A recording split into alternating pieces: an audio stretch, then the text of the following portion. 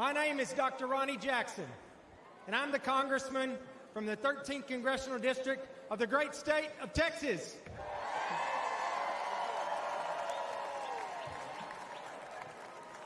Prior to being in Congress, I served on active duty in the Navy for 25 years.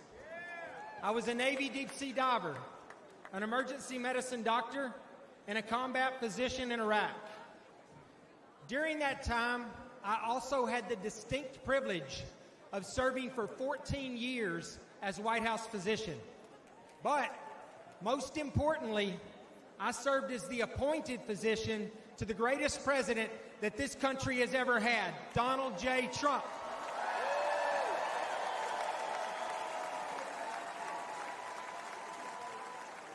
And not only that, but now I can say I served a president who literally took a bullet for our country.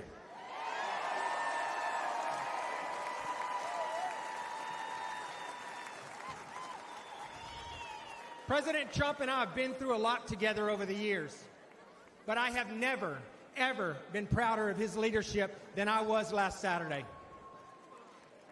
His warrior spirit and his display of will to keep fighting for our country, even after getting shot down, will go down as an all-time moment in American history. I know firsthand from my time at the White House that being a president is an unrelenting 24/7 job. Time off truly just doesn't exist. Our president needs to make clear and decisive decisions in a moment's notice. When the phone rings in the middle of the night, the president must be ready.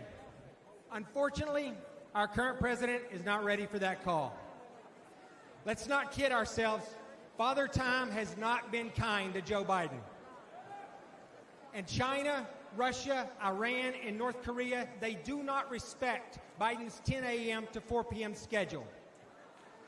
And we would not be in this situation were it not for Joe Biden's staff and his family.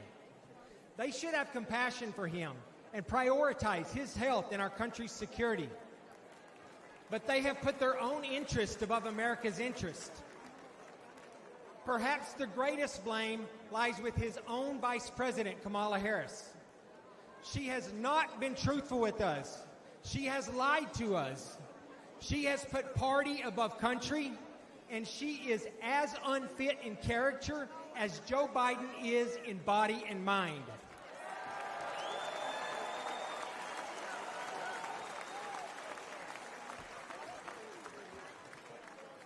Between the wide-open southern border, the botched Afghanistan withdrawal, record-high inflation, and the devastating crime in our streets, this administration has now produced a legacy of failure, disappointment, and danger. There is simply too much at stake to have someone who can barely shuffle to a podium be the one that is responsible for the safety and the security of our country.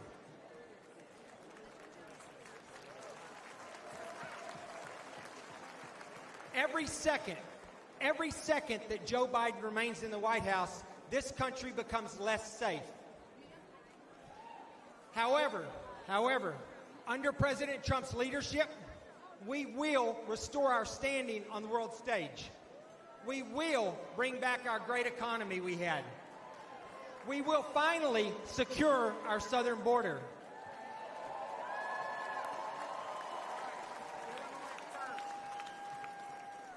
We will rebuild our great military. We will clean up crime in our streets. And most importantly, we will have a president who is respected by our allies and who is feared by our enemies and who leads with strength.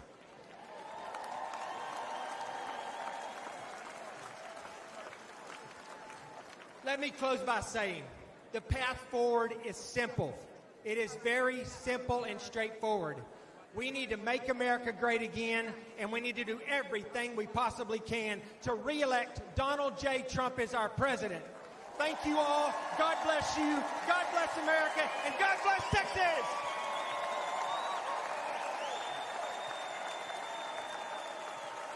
Donald Trump is unstoppable. Elect him president again, and America will be unstoppable too. Meanwhile, Joe Biden's been out of it. Democrats have been hiding the real Biden for years. We saw people in the witness protection program more often than we saw unscripted Biden. Under Biden-Harris, America has fallen sicker, lonelier, and poorer. Under Trump, we prospered, we were richer, inflation was low, and there were two genders. Under Biden-Harris, inflation has gotten so bad you can no longer bribe Democrat senators with cash alone. You have to use gold bars just so the bribes hold value.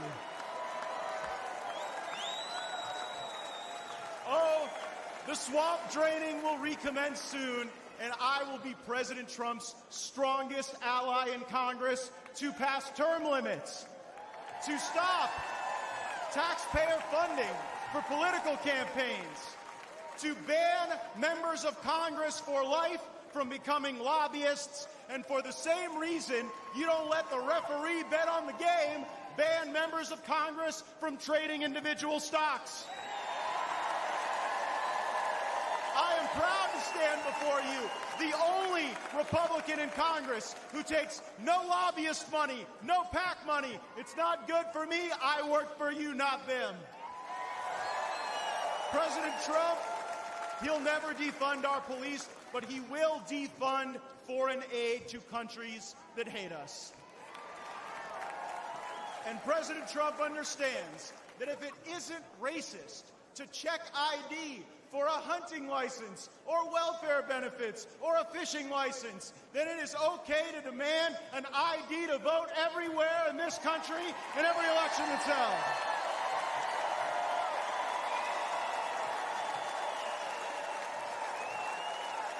A Democrat congressman recently said that any criticism of Joe Biden is ableist.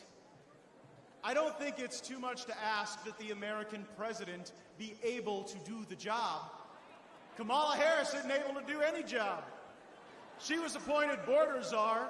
Appointing Kamala Harris to oversee the border is like appointing Bernie Madoff to oversee your retirement plan.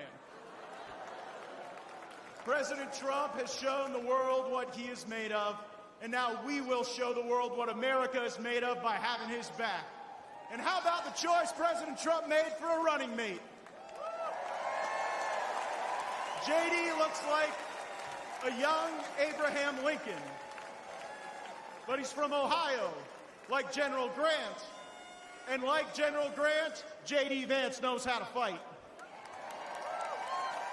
So they can run Biden from the nursing home, Harris, George Clooney, Robert De Niro, whoever they want to run. We are on a mission to rescue and save this country, and we ride or die with Donald John Trump to the end. Thank you all so much. Thank you for having my back. Let's go get him.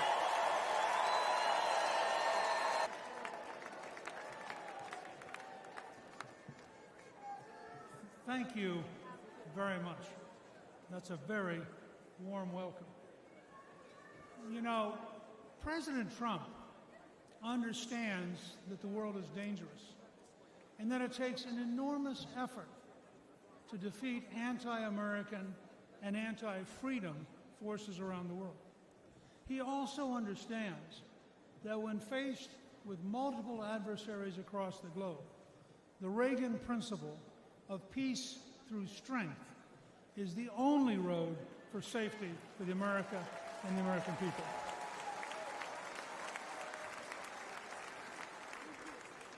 The contrast between President Trump's realistic policy of resolute strength in a dangerous world and President Biden's policies of appeasement, weakness, and self-delusion may be the biggest difference between the Make America Great Again movement and the Make America Weak ideology of the left.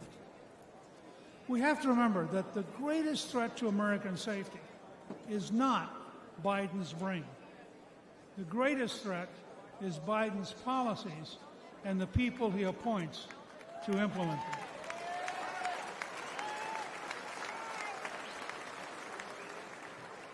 He is working towards appeasement when the world today is incredibly dangerous.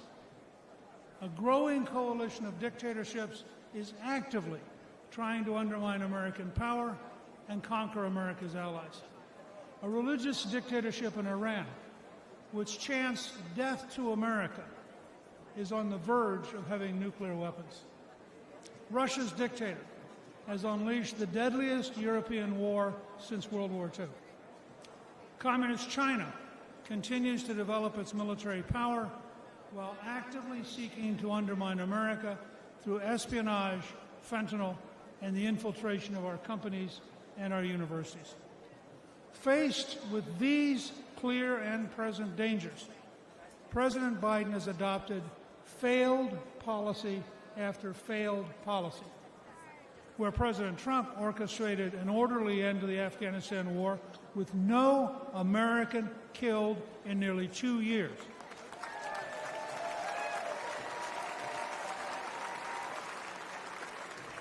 Biden ordered a chaotic, panic-filled withdrawal that left 13 American troops and hundreds of Afghans dead. Where President Trump insisted on keeping Bagram Air Base, which is located within 1 hour of the Chinese nuclear facilities, President Biden gave it to the Taliban, who are now allied with Communist China. Where President Trump brokered the Abraham Accords and was moving the Middle East toward peace and cooperation, President Biden's weakness and confusion led to a terrible Hamas assault, killing more than 1,200 innocent people in Israel. Under Trump, we achieved peace through strength. Under Biden, we have war, suffering, death, and a world teetering on the edge of World War III. Like Prime Minister Winston Churchill and President Abraham Lincoln, President Trump understands that only a firm, courageous policy of strength will work in a dangerous world. The message for this November is clear. You can vote for weakness and war with Biden, or you can vote for strength and peace with President Trump.